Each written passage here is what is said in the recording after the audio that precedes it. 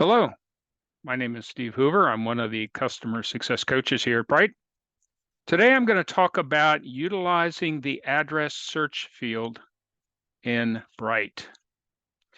And when I talk about the search field, this will apply across the board. In other words, all of the particular property types, this will apply to, including, of course, public records. So let's get into residential sale.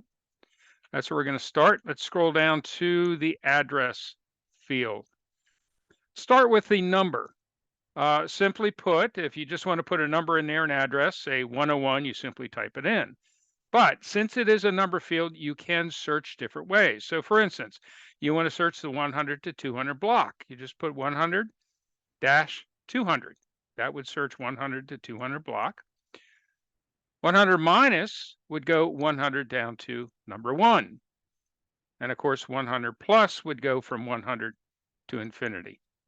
So it's a standard number field like all the other number fields in Bright. Let's talk about the street name. Street name is rather unique because it is one of the fields that has an automatic wildcard at the end. What do I mean by that? Well, if I put Main in here without any ending such as Main Street, it's going to search not only Main Street, it's going to search Main Lane, Main Court, Main Circle, all of those automatically. Now, if I just wanted to center on just Main Street, I would put a space and an ST after that. So now we're searching just Main Street. What if it's, say, North Main Street, for example? I'm going to put in, actually, first, I'm going to put in a county.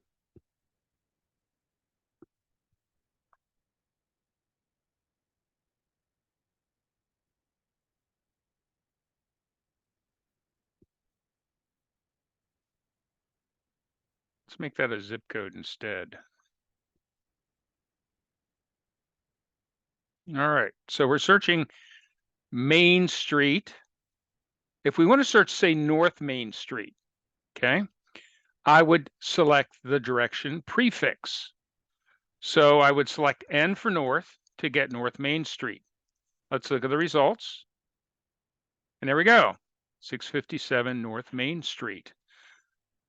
But not all agents enter things that way. So you have to be aware of that. What do I mean by that?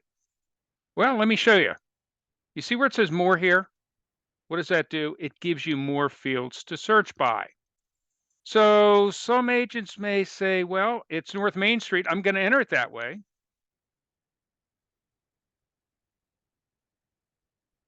And I enter it with a north within the street name instead of the direction prefix. What happens? Let's look at the results here. As you see, I found a second address there. So we have 639 North Main Street.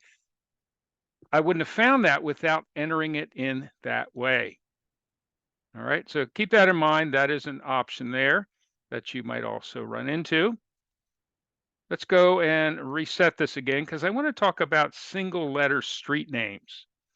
They apply certainly in Washington, D.C., and I know in Philadelphia has some single letter street names.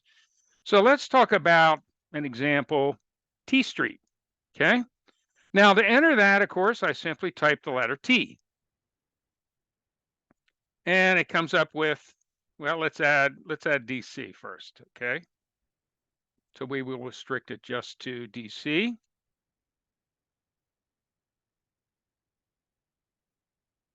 All right, we have 44 matches. So let's look at the results though. Well, yeah, there's a T Street there, but also look at everything else. Because of the way this functions, it doesn't matter what comes after T, it's going to give you whatever you need. So we have Taylor, we have Todd, Tracy. So how do I get just T Street? Well, we have two options to do that.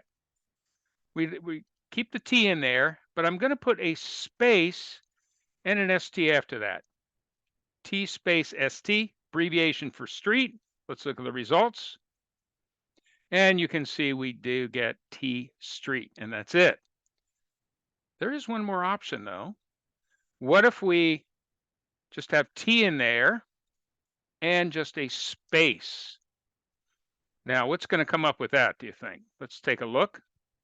Well, we do have T Street, but since it doesn't matter what comes after the space, look at this one right here. We have a T Place. So that wouldn't have come up and if I hadn't put just a space and not put the ending.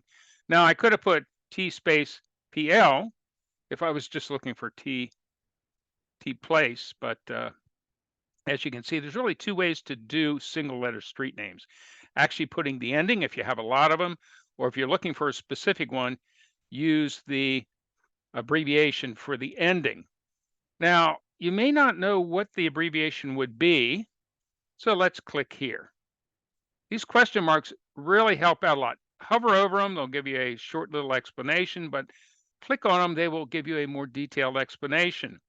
And if I scroll over one click, you'll see, look, those are all the abbreviations under street name. If you need an abbreviation for anything, they would always show up there. All right, so let's continue with this. Direction suffix, okay? This is certainly used in DC. If I go down to say, oh, I don't know, Southeast, then we're just going to get the ones in Southeast. So if I open this up, you'll see here are the addresses. Notice these are all in Southeast, including the T Place we were looking for. And finally, to wrap this up, we have, of course, a unit number.